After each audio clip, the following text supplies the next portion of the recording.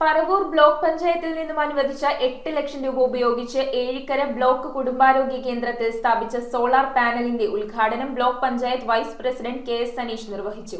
ആരോഗ്യ വിദ്യാഭ്യാസ standing committee chairperson Babitha Dileep കുമാറിന്റെ അധ്യക്ഷതയിൽ നടന്ന ചടങ്ങിൽ ഏഴിക്കര പഞ്ചായത്ത് പ്രസിഡന്റ് MS രതീഷ് മുഖ്യാതിഥിയായി. ഏഴിക്കര ആശുപത്രിയിൽ സ്ഥാപിച്ചിട്ടുള്ള സൗരോർജ്ജ പദ്ധതിയുടെ ഉദ്ഘാടനം Paravur block panchayat vice president KS Sanish നിർവഹിച്ചു.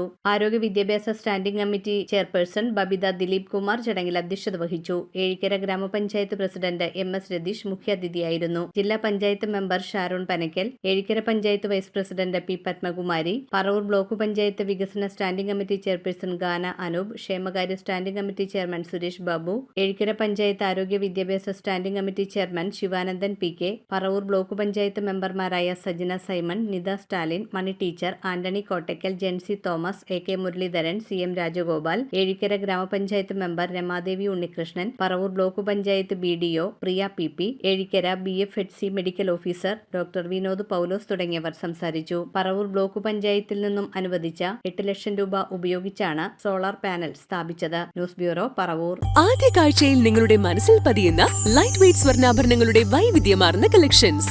250 മില്ലി മുതലുള്ള കുട്ടിവളകൾ, 1.5 ഗ്രാമിൽ തുടങ്ങുന്ന മാലകൾ, 2 ഗ്രാം മുതലുള്ള വലിയ വളകൾ. Aleena golden diamonds,